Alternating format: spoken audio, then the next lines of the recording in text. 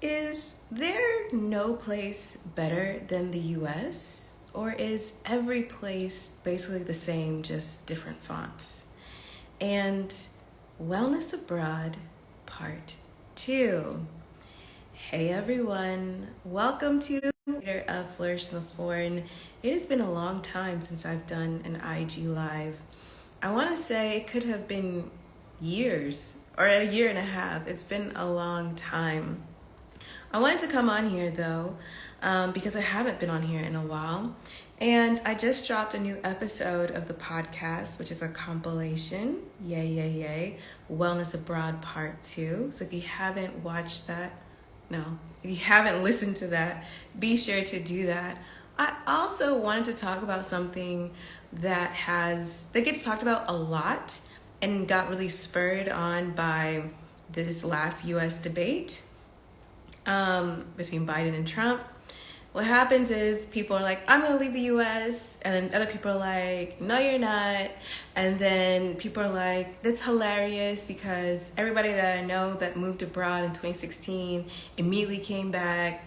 And what else do they say? And they say, oh, well, wherever you go is worse than here. And I just need to talk about it for a second. So I thought I'll just come on to IG Live and chat with y'all.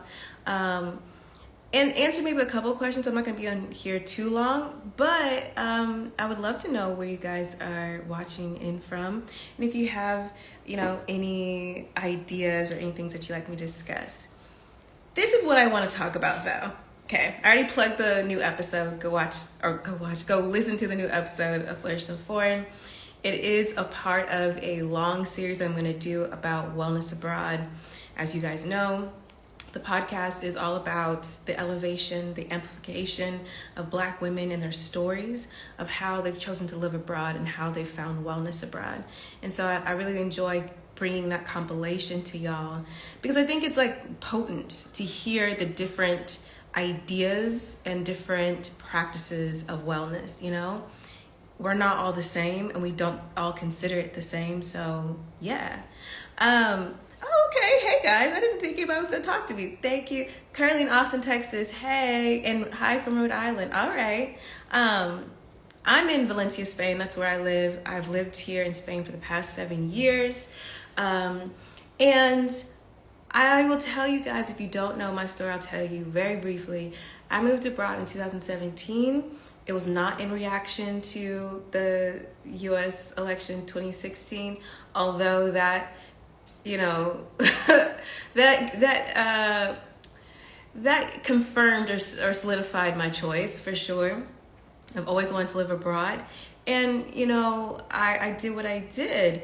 This is the thing, though, about this kind of rhetoric about people who move abroad, they never stay abroad. So y'all gonna move, whoever gets elected, and then y'all gonna come back, and actually everywhere else is worse or the same. Okay, that's not true. Okay, that's not true. People, and let's start with facts. The U.S. government, if we're speaking specifically about Americans, the U.S. government doesn't even track its citizens abroad. Meaning doesn't take a census poll. I'm sure they track us, but you know what I mean? So the U.S. government doesn't even know how many Americans go abroad each year. So, people's anecdotes about who goes abroad and if they come back and all these things, that's anecdotes. That's their sample size of friends and family. I will say, do people go abroad, they hate it, and they come back? 100%. You can see it on TikTok all the time. I mean, that's a whole content strategy is to go abroad and be like, I hate it here. And that's not me invalidating their experience. It's just, as you guys know, if you listen to the podcast, I'm all about moving abroad with intention. And every TikTok that I come across or anyone who has those kind of quick turnarounds, it's very obvious they didn't move abroad with intention. And moving abroad with intention isn't just being I intend to move abroad. No, right? We talk about wellness all the time. Wellness is much more than bath bombs and crystals and good vibrations. It's holistic in nature. So to move abroad with intention in a holistic sense is to have to really consider the very important factors and areas of your life, right? Financially, your financial wellness, professional wellness, physical wellness, mental, spiritual wellness, and really factor in what's working, what's not, and why is it not working if it's not working, and why is it working if it is working. It's something that I go in depth in the Move Abroad with Intention guide. So if you need help, you can grab that. But that's what it really comes down to. I think also it's important to note, just because somebody returns home doesn't mean it's a failure, but people that couch those types of behaviors in like, you failed abroad because everywhere else is worse than where I came from, particularly the US. I think I don't really believe it. I know I just said I'm not going to invalidate people's experiences, but like, I've interviewed over 100 women. I've been interviewed. I know much more people in my network that live abroad for many, many years. Like, it just doesn't add up to my experience and my kind of research that I've done, right? People that move abroad without intention, people who move abroad particularly from a place of fear, and sometimes the fear is masked through romanticism and escapism, they, I'm sure, will go home, because with that thought, anywhere is better than where you're from or where you were, right? And we know that's not true. Now, obviously, in times of war and craziness, yes, but honestly, especially coming from the US, as much as it doesn't feel like it, we are incredibly privileged. So moving from a space with that type of energy is not going to land well. Very few people can move abroad with $5 and make it work. Very few people can move abroad and just vibe out and figure it out. Even though I know that's what a lot of content content creators like to put out there. Like, just go, you'll figure it out. Or they like to interject like manifestation, like you can manifest it. And I'm like, no, you can't. Okay? So there's that. I call BS on everyone who moved abroad in 2016 came home immediately. No, I don't think that's true. And people come home for various reasons, but because everywhere they were was less than the US, no. And this is coming from someone who enjoys Target, and like, I realize how much of a consumer I really am by living in Europe and Spain, being like, I wish I could just go buy something. And you can, but it's not the same, because the US really does have that on lock. Just things that you're like, I don't even need this, but I want it, right? So there's that. I want to speak to, there's nowhere better than the US, and everywhere else is like the same. I have some comments. Let me see if y'all are saying anything. Hey, from California, from Florida, from Connecticut, from DC. Y'all let me know where you're moving to, your timeline as well, okay? Tane says, I had moved to Spain when the Iraq war happened. I returned to the States for several reasons, but didn't want to. Now I feel the same inclination to want to leave. Yeah, different struggles, but Spain definitely is a better quality of life. And so glad you're doing the podcast again. Yeah, I've always doing the podcast. It's on hiatus. I'm not leaving it. It's just I need a break, right? So let's speak to this notion that nowhere is better than the US, or everywhere else is the same as the US but a different font. That's subjective. But I'm a Black woman from Atlanta. I'm half Trinidadian, and I live in Spain, a homogeneous country. Majority of people are white. And I would say, like, there is like a streak of ignorance where you're just like, what's going on here? For sure. And even with that, and my experience isn't everyone else's lived experience. I've lived in La Rioja, I've lived in Barcelona, and I've lived now here in Valencia.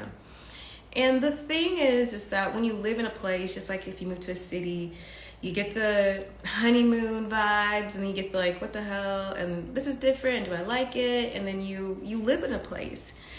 And Spain is not a perfect country whatsoever. I have friends from all around the world. We love to complain about Spanish bureaucracy. We like to complain a lot about a lot of things, which actually makes us very Spanish, because the Spanish love to complain as well. But if you tell me, or if you ask me, Christine, would you move back to the States in this condition of the States, especially? No, I wouldn't. No, I wouldn't. If I had to, if something happened, of course, I have family still in the States. But do I think Spain is the US in a different font? No, I don't. I think it comes down to a couple of things. And you decide what works for you. And that's why everyone chooses a different place to live and different kind of lifestyle and what have you. But for me, what is really important is the basic foundations for life and health and wealth and all these types of things, which is I want to be well. That's really important. So yes, I have healthcare here. I have private healthcare and have access to public healthcare. The food quality here is exceptional to the point where I didn't even realize that. There are things that I avoid in the States, and I didn't know if I really had like an allergy. Like I never went and got tested. I was just like, oh, I have to avoid that, I have to avoid that, da-da-da. Also, I think US diet culture kind of plays into that as well. And I can eat, things that I thought I had to avoid here in Spain. Like, I never was a really big bread person, and I love bread. I have a very special bakery that I go to that's actually not even in my neighborhood. I gotta walk like 15 minutes, which is ridiculous when you think of like I live in a city in Spain. I pass like 20 bakeries. It's like my favorite bakery. And I can eat, and like the produce is great, especially Spain. Spain's basically the garden of Europe. They produce a lot of the fruits and vegetables. So there's that. The ability to travel and do so quite economically. And I think something that people are always asking, like quality of life. Like, do I feel threatened, menaced, burdened, agitated, things like that? I don't. And I'm I will be completely honest, I don't think that the Spanish people are as warm as people make them out to be, but I'm also Southern. So warmth, hospitality is very different. I'm Caribbean. Warmth, hospitality is very different. Spanish people are not Latino. So like dancing, it's not a thing, unless you're like really going down to like the Romani culture and Andalusia and stuff like that. So I'm gonna be real with you. It's not a utopia. Spanish are a complaining bunch. So that's also very different from like American culture, maybe even Southern culture. But do I feel menaced? Have I been harassed? No. And I think those are important things. Could I find maybe a better fit for me in a country? Absolutely. I was actually talking to my friends about this, and I think I wrote this on LinkedIn. I wrote a post about this maybe 2 weeks ago. I have cultivated an amazing community in Europe, especially in Spain, and in particular here in Valencia. For me to decide to move somewhere else would have to be a really compelling reason why. Because I'm kind of out of the stage of where I'm like exploring and I'm like bopping everywhere and da-da-da. I'm personally out of that stage. So it would take something fairly important for me to move somewhere else, although I'm open to it. And I always tell people that I'm like, it's something about moving abroad where you're like, I moved here, I could probably move to New Zealand and like, give me 2 weeks. You know what I mean? Like, it's possible. Like, I have that in me now. But when I think about going back to the States, even just to visit, and I've talked to a bunch of people about this, there's a lot of anxiety about it. And it's not just because, all the TikToks, people getting in fights on the domestic flights, where I'm like, why can't people just sit down and just read their book and like go to their destination? Like, what's that about? But there's this anxiety. I mean, people talk about gun violence. I'm not even sure if it's those things either. I think it's like, it's a different way of life. And in the States, there is a conditioning for this type of hardship. And a lot of people don't even recognize how much hardship that they're enduring. And I'll take it even a step further. I want to speak specifically to like Black people and people of color. Like the weathering that has to occur for you to be able to thrive. It's not like being resilient. It's a weathering. And the difference being like resilience is, you go to the gym, you do some weight training, you break down the muscle, it builds up stronger, right? weathering is like the slow drip of water that erodes a boulder kind of thing. You know what I'm saying? So, yeah, it's an interesting feeling, the anxiety of having to put on an armor in a sense to be able to handle that and deal with it. I think also it's very expensive now. It's like shockingly expensive in the States. And even though we've have inflation here in Spain, and I complain about it with the abuelas in the mercado, which is how I bond, it's definitely nothing like the States, for sure. So there's a lot of things that I'm like, I just don't know. And personally, you may not feel this way. When I think about the tangibles and the intangibles, it doesn't make sense for me. I'm all about cultivating a life well lived. It's a holistic approach. It's not about landing somewhere and your whole life will be fixed and you'll be amazing and whatever. It's about, are you in an environment in which you can actually have the space, the resources to cultivate the life you want, to grow the life you want, to expand, to, you know, and I always tell people, and people look at me like I'm crazy, but I'm like, to expand and to bloom in ways that you never even knew. Like some of us are dormant plants, you know? Has everyone ever given you like a plant from like the office? Like it's almost dying, but you can have it, and you take it home and all of a sudden it like blooms or fruits and people are like, what the hell? And it's like, it's that, right? Could I survive in the States? Yeah. I mean, I'm American. I get the game and I know people. I have a network. Would it be hard to reintegrate? I'm sure. Because it's hard to go back to sleep when you know how things could be. And it's also really hard to be content when, in my opinion, you know, a lot of politicians on both sides of the aisle just lie to you about what is possible. And I'm like, it's not just possible here in Spain, it's possible, like there's public health services in third world countries. There is, you know, subsidized or free education, higher education in third world countries. There's a lot of things that we are like, no, we're not allowed to have that, or only if you are super special, or only if you work really hard, and that's not true. It's not. So it would be hard for me. And so I have to say something when people are like, you guys are thinking about moving abroad, y'all's gonna come back and it's gonna be the same thing as the US except for a different font. No, nationalism is increasing. I mean, if you pay attention here in Europe, the EU elections were maybe a month ago, and the right definitely took some more seats and things like that. Is it concerning? Of course it is. But honestly, as a Black person in the world, I always have my head on swivel, and I know guests and know people even on the continent that feel the same way. I don't know. I think that's just I think it's smart. And I'm always aware of what's going on. I think the biggest thing for me is I feel like I have options. The things I've been able to accomplish in my 7 years here in Spain, I would have never been able to accomplish. I would have never been able to explore different sides of me here in the U.S. I mean, I went to law school. I was on that trajectory, and now I have a very different lifestyle, and it's beautiful, and it's me, and it's amazing. So, yeah, that's what I wanted to say. I didn't know people were actually gonna be here. My phone's about to die. I gotta find the charger. But let me see if I can go through some of these questions really quickly.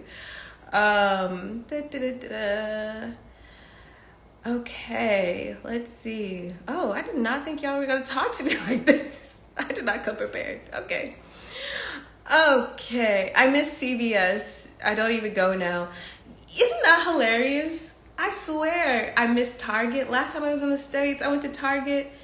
I couldn't even buy anything. I was so overwhelmed. And that sounds so dramatic, but I was. I had to go I went and then I had to go 2 days later because I was like, okay, I'm ready. And I couldn't even go through the entire thing because I was just like, I had so many options. I was overwhelmed. Okay. I'm thinking unique path wellness. I'm thinking with the changes coming for the visa process for EU, it will be easier to track us. I think you would think so, but I honestly, this is my opinion, I really don't think the US government gives a flip about its citizens abroad. We don't, yes, we can vote, but we also don't have, I think this is something that's been floated around for many, many years, which is like, because you're abroad, you feel the repercussions of like foreign policy in a very distinct way. And a lot of people have wanted like some type of like other type of representation, either lobby or something like that. And we don't have it like when it comes to taxation and stuff like that. So yeah, with the new visa process for the EU. Oh, I think you're talking about like the, for Spain to the US, it's like called the ESTA. It's like you just register. Perhaps I don't know if the US cares. I really don't know. The EU will be able to track you more, but I don't know. I really don't know if the US cares that much. Also, like, good luck getting in trouble in another country. The State Department doesn't do a lot. And I've had foreign service officers who are lovely. That's not a dig at foreign service officers. It's like the State Department. I'd consider moving abroad in my 40s, but mainly to experience life outside of hustle culture, which I think you can definitely do. Actually, let me try to actually get this charger because I'm about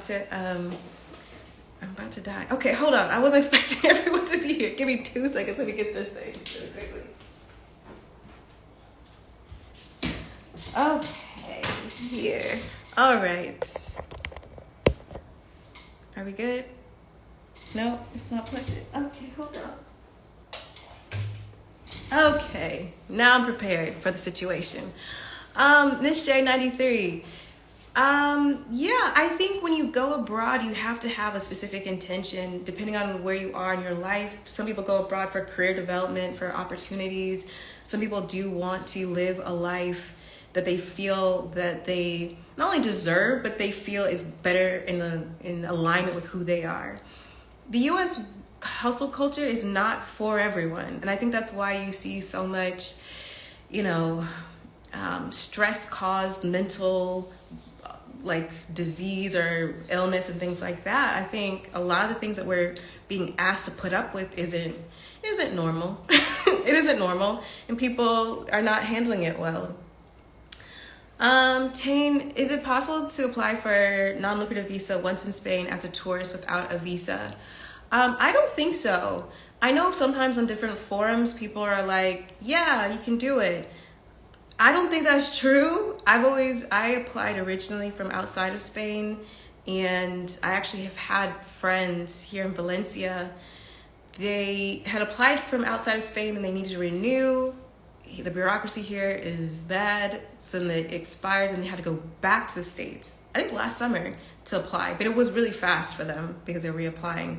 So no, I think you have to, but I'm sure if you had an immigration attorney inside of Spain while you're here as a tourist, maybe you could do that and maybe they could fix it for you. But usually you have to apply outside of the country. But I don't know. I haven't had to apply from like starting at zero for a while. So, oh, hey, Carla from Rose Apple Global. I moved abroad in my 40s using my career as my pathway. Carla was a guest on the show, season 1, early on in season 1. I want to say season 1, episode 6. Yeah, and she talks about how she used her career in higher education to go abroad. Carla, let me not get it wrong. She has worked and lived in Bangladesh and Singapore, in Dubai or the UAE, in Niger, Jamaica or Barbados. I know she's Jamaican. I'm trying to remember. Sorry, Carla, I can't remember. But so you can use your career to do that, and you should definitely listen to that episode because she talks about it, especially if you're in higher education or if you're in education at all, you want to get into international education and things like that. Tane, I'm Northeastern and they weren't warm and fuzzy. Out of 10 Spaniard friends, maybe one was. Yeah, like let's get into it. I feel like, let me be fair. I feel like sometimes the content creators, it's either everything is amazing and perfect or everything sucks. I feel like my podcast is a good reality check to that. We talk about great things. We also talk about crappy things. We talk about things that are like our own fault. You know, like maybe I was the weapon formed against myself. Yeah, I don't think Spaniards are as warm or as like people. Also in Europe, they're like, they're so crazy. And I was like, I don't think they're crazy at all. Like, oh, they party so crazy. And I'm like, you know, I went to the University of Georgia. So I also lived in Miami. I'm Trinidadian. Like, I don't know. I wouldn't say it's crazy. They do party late into the morning. Like I will be walking to the gym at 7 a.m. or 6 a.m. and there will be kids out, you know. But I also think that's like being in your 20s. So, but I wouldn't say like they're super warm. It's not that they're, I wouldn't say like the overall, like they're mean or like nasty or awkward. I think what it is that quite frankly, a lot of Spanish people are friends with the people that they knew when they were like 3 years old. And maybe they went to university, but they came back to the pueblo, their city. Like they have those types of friendships and often date within that kind of circle. Doesn't mean that they don't have other friends, but it's different, I think, especially coming as an American where we move. Like moving around is not a big deal to us. Even if you stay in your hometown and then you move when you go to college, like we have the concept of having different friends and being maybe a little bit more warm and open, which I think that's something like we don't get a lot of credit abroad. People really like to dog Americans, and I think we're pretty good sports because we're kind of like, yeah, we could see that. Like, yeah, that's a stereotype. Not all of us, but actually, in general, we're very warm and we're very open. People are like, you're fake and things like that. I think that's a personal thing, right? I'm not telling people let's hang out if I don't want to hang out with them. But yeah, they're not like the same kind of warmth that I like. And like when I lived in Catalonia and when I lived in La Rioja, like I'm used to going into a bakery and being like, good morning. And I have like chit chat before I order. And they just don't really do that. And so, you know, I think the further south you go, they're a little bit more like that. When they see like, oh, okay, you're not a tourist, you're going to be here. They're a little bit more like that. But I'm used to like a culture where in Atlanta, in the South, in the Caribbean, you can go anywhere and people will like talk, they'll chat you up. Like they'll just chat you up. So I think that's a big difference for sure.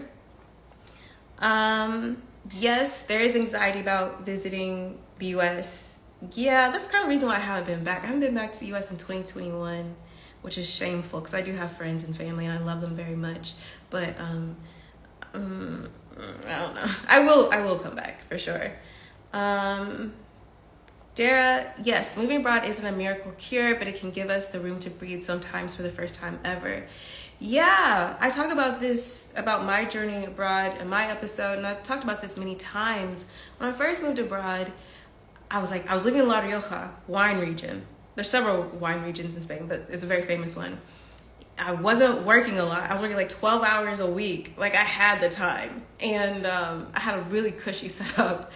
And I still found myself like anxious, and because I didn't move abroad with intention. I thought like just being in Spain was going to do something for me.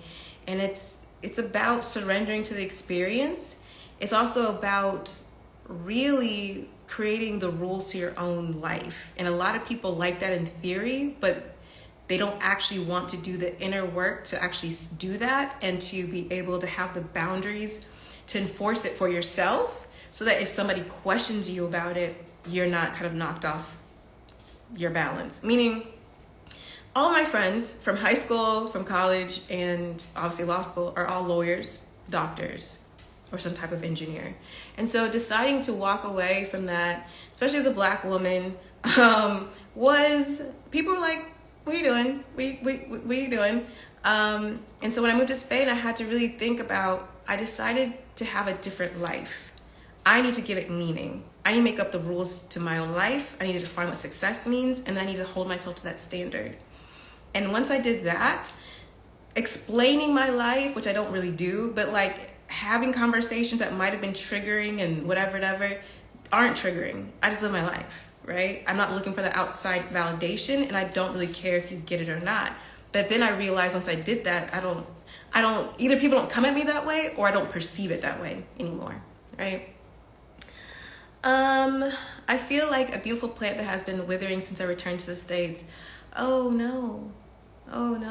Yeah, I think it is all about your ecosystem, and it becomes really clear about that. And like a plant, you know, you can start understanding the nutrients that you need, not only in the soil for your roots to anchor and be able to hold you, but you start understanding what other things in the ecosystem you need to help you thrive. And once you have a taste of it, it's such a heaviness. It's almost better to not know. You know, it's a little bit difficult to go back. Miss J93, studying abroad twice in the UK really helped enrich my life, and I thought those days were behind me, but I'm feeling the push to live abroad again someday. I think you should. You know, I think everyone should live outside their home country for at least 2 years. I'm not a person that thinks like, of course you have to live abroad and stay abroad. I'm not that person, because we're all different and we all want different things. But I think what it can do is that it can really open your eyes up to just the possibilities of life, so that you can start deciding, you know, I was putting up with this because I thought that's all there was. But I know now that's not, right? So your standards may change. What you feel is possible or what you feel is adequate might change as well. You know, we're hitting July. In France, half of people will be vacationing all of July and half will be in August. Here in Spain, all of August. Like if you come to Europe in August, which I know is really popular, like things are closed. Like only the tourist things are open. So then you start realizing like when you have, I don't know, 10 days of PTO in the US, and then you're realizing these people here not only have a whole month, but then they have like all these holidays and things like that. The things that are possible and adequate like starts changing. You're like, no, that's not, no. Like, what do you mean you're taking all of August off? He's like, well, Dara says the US doesn't care about us moving abroad as long as we pay our taxes. Oh, yes. And the tax laws are, let me not get into it.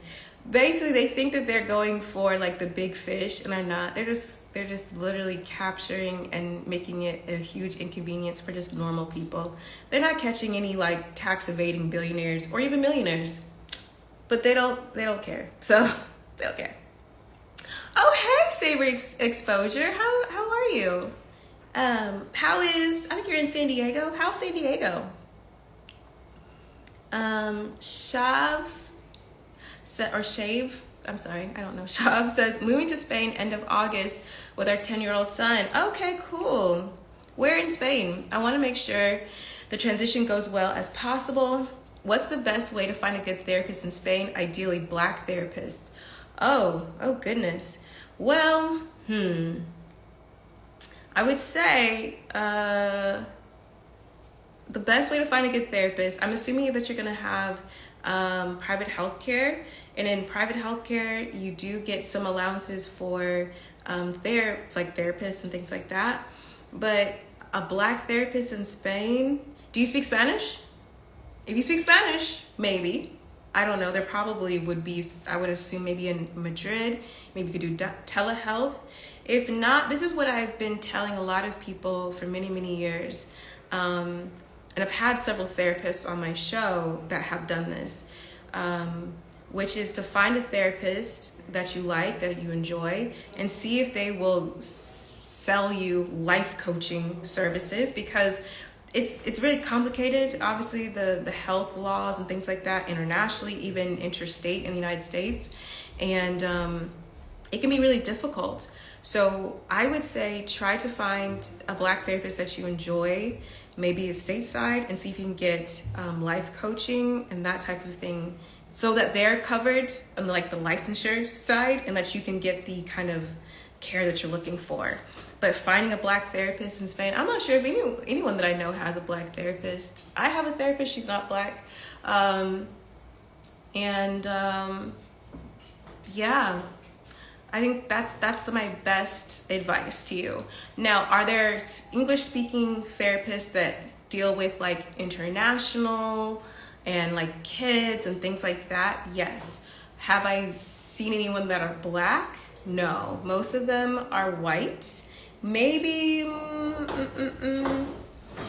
in Barcelona there is, I forget what they're called. There's a center or like a collective of like Black, or not Black, of therapists that are English speaking. Well, they speak many languages, so it would be like expat therapists in Barcelona. I think if you Google that, it'll be like the collective, and then you'll see like there'll be all these therapists, their speciality in the languages that they speak. Maybe they have added a Black therapist, because I haven't lived in Barcelona in like 3.5 years. So possibly. But yes, that's my advice on that. Also, check out my compilation on motherhood abroad too. Savor exposure. I need to catch up on some episodes. Yeah. I mean, I haven't dropped a lot of episodes since I went on hiatus in February. I've dropped 2. And, I'm cultivating a life well lived. I'm enjoying the soft life. Don't worry, the podcast is not ending anytime soon. I'm just taking my time. There's a lot of things I want to explore in upcoming seasons, and I'm realizing some of it is going to require a lot of like research in a way that I haven't researched before, but it's going to be really beneficial. And on the other hand, I have like a list of like 30 people to interview, like people who are literally just waiting for a recording date, and then people who are somewhat in the process. So don't worry, we're gonna have episodes with new interviews. When? I'm not gonna commit to a time. Okay, on the low, I just moved from the US to Berlin for work. I work in product management and tech. On the low, I've interviewed, why am I forgetting everyone's name? I had an interview in season 4. Yeah. A Black woman therapist in Berlin. Yeah. I don't know why I can't remember her name. I can see her face. Well, I've interviewed a lot of people. So definitely check out that episode. I want to say it is season 4, episode 8, maybe around there.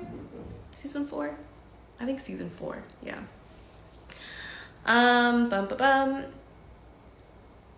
Carla, you're doing good. Oh, thanks, Carla. Yeah, I haven't been on IG Live in such a long time, but I woke up this morning and it popped in my head, and it's never popped in my head. That's why I haven't been here. But I thought, you know what? Let me just chat with y'all for a second. Yeah, let me just chat. 100% can't wait for the podcast to return. Oh, thanks, guys.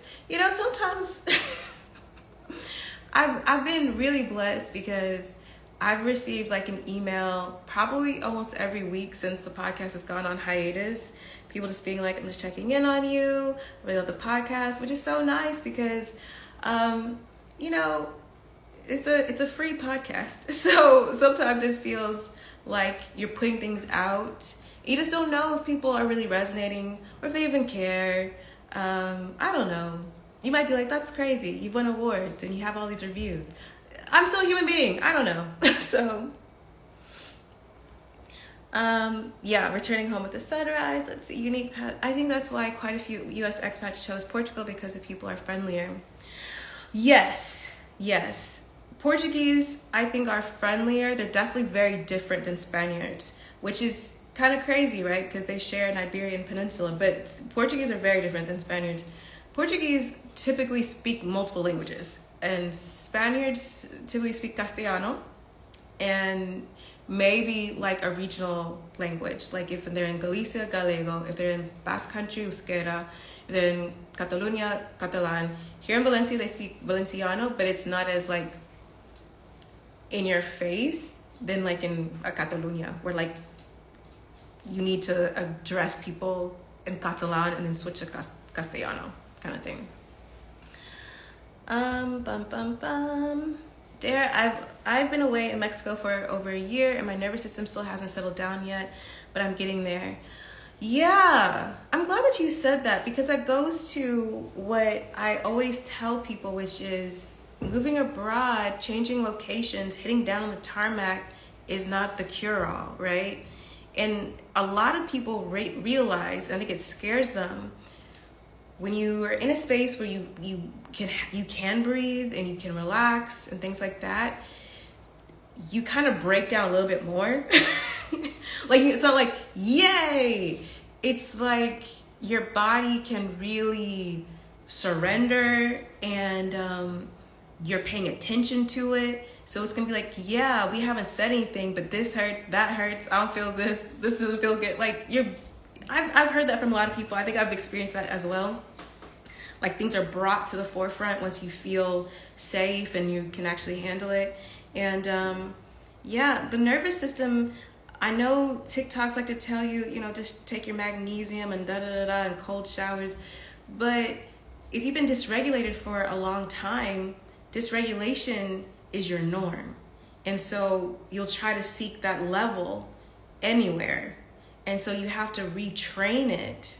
And that takes time. That's not just like take magnesium and enjoy coconut water or whatever. Like, that is a cultivation. And I try to repeat that over and over again. It's why I use the word cultivation.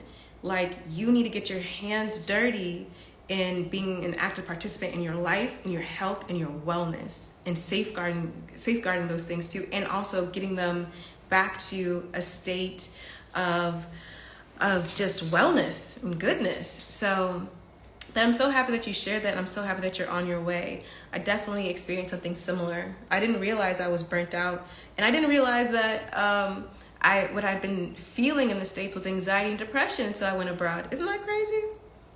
Yeah, it's true. It was true. Okay, you're going to Costa Tropical. Okay. So which city or which pueblo are you going to be in? And what brings you to Spain? Like, tell me.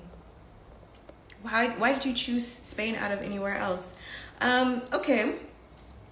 I'm going to go in a couple more minutes unless you guys have any other questions, but I did just want to, tell y'all that I did drop Wellness Abroad Part 2, that compilation. I got a lot of great feedback from Wellness Part 1. It was a very vulnerable compilation because y'all heard one of my good friends, the very first guest of this podcast, Nayana, lovingly read me. And she really wasn't trying to read me. And I also meant to put in a disclaimer.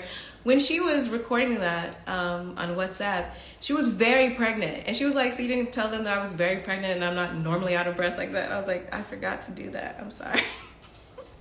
She was very pregnant. So she was very pregnant over me and was like, let me give her a piece of my mind while I'm trying to gestate life. But yeah, it was a very vulnerable thing for me to do, but I just thought it was the right thing to do, and I think it was something that might have helped other people. One, because I'm 7 years in this game, and life is always changing, wellness is always changing, and you have to be an active participant in your life.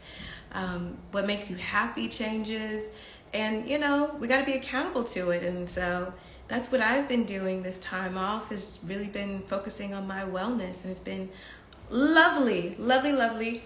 Also, I've been working one-on-one with people with the Move Abroad with Intention course. So some people know that it's a group coaching course. I've had it as a do-it-yourself course. Right now, it's only available for one-on-one. And people have been enjoying that as well. That's been surprising as well. So basically, you get all access to the Move Abroad with Intention course. Plus, you get to chat with me for an hour every week for 5 to 6 weeks. And I also launched my Soft Life, Soft Business 8-week summer intensive, which is all about helping senior professionals step into entrepreneurship through consulting. And we're standing up consulting businesses in 8 weeks. And it's intense, but I love it. It's great. The cohort is amazing. They're just bad mama jammas. I was like, this is going to be fun, but like bad mama jammas. And that's been lovely. That's what I've been doing with my time, and it's just been really, really great. I've been feeling wonderful. And out here, Spain, the sun doesn't set till 10:30, so I've been outside. I have been outside for sure. I knew I was burnt out at the highest level, so I quit my job, and I'm just here working on getting back to equilibrium, and it is work. Yeah, it is work. That's why moving abroad or doing anything with intention is so important. I think, especially coming from the US, everything is a consumer product. Everything gets packaged that way. So whatever ails you, take this pill, buy this thing. Girl, you want to live a, black girl soft life, buy this fuzzy thing. And I'm all about soft life, period. But I'm about embodiment, not just aesthetic. The aesthetic is lovely. Take the pictures. I love it. I want to see the fuzzy slippers. Okay. But that's not what's gonna make the difference. It's an embodiment. It's a real lifestyle. It's not I have this bag and that bag. It's a real way of life, of being, of moving. It's the things that you put up with. It's the things that you don't. It's the things that you consume your time with, right? So that's what I'm about. I'm about real wellness. I'm really about that real black girl soft life. If you listen to the podcast, I'm about that embodiment. It's not for IG. I know my life is not for IG. That's why I'm not usually on IG. It's about living a life well lived, for sure. So, I could talk about that, and it's a Sunday. Don't let me, and my grandfather's a pastor, don't let me get started, okay? You're very welcome, Carla. I hope you're well. Haven't seen you in a while. U.S. workforce is the real horror movie.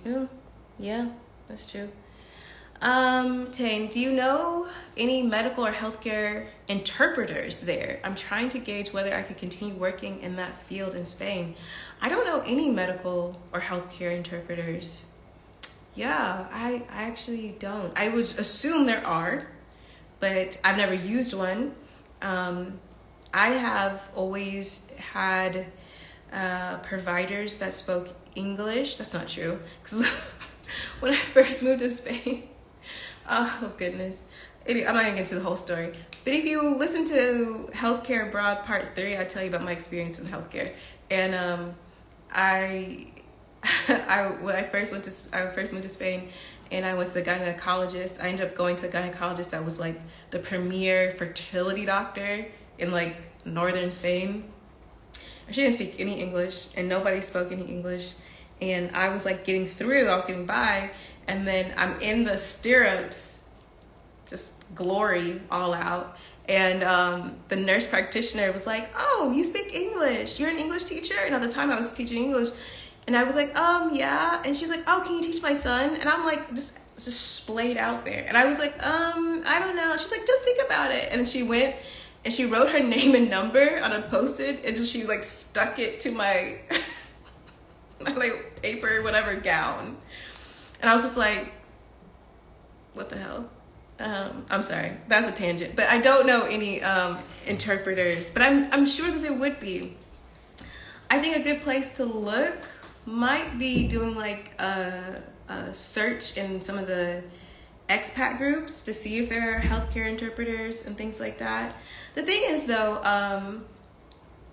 I like in Barcelona, maybe it's a big city thing, there are medical professionals that speak English. They might be Spanish, or they might be like German or something like that. So I'm sure there is a need for sure, definitely, but I don't know anything about that. Sorry. And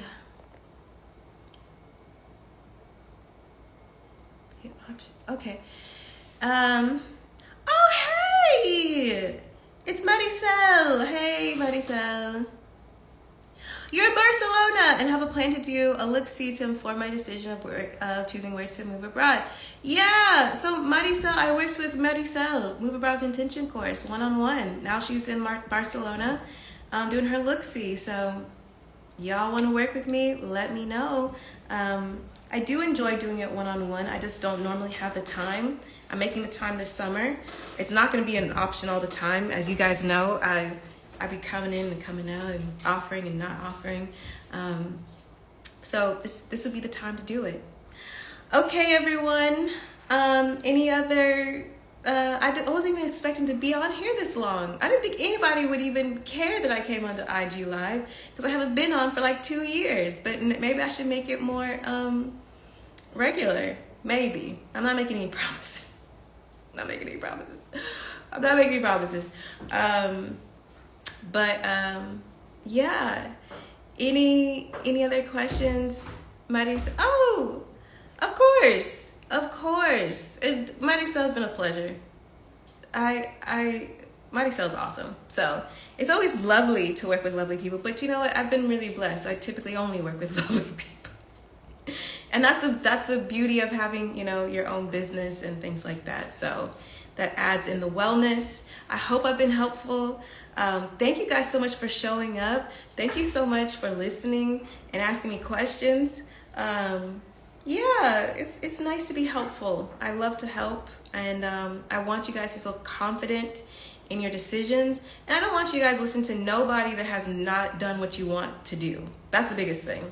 There's a lot of people that talk on X, Twitter, maybe Instagram, maybe not Pinterest, but TikTok. They're trying to instill fear in you for whatever reasons. I just think that you have to, you can't take advice from people that haven't done what you want to do. That's my biggest thing. You don't have to agree with it, but don't take advice from people that haven't done what you want to do. That's why I have Flourish in the podcast. Listen to these other stories. I don't think it's a sugar-coated version. I think everybody is pretty for real. I've asked pretty for real questions. And so when when you see the changes, when people talk about belonging, when people talk about survivor's guilt, when people talk about all the things, like it's real. So, yeah, I'm so glad I could help. Yeah, I am doing one-on-one, so please get in touch if that's what you want to do.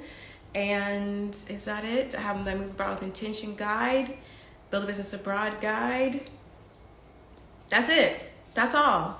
I hope you guys have a great rest of your Sunday, and I hope to see y'all soon. Maybe I'll come back on IG. We will see. Okay, bye.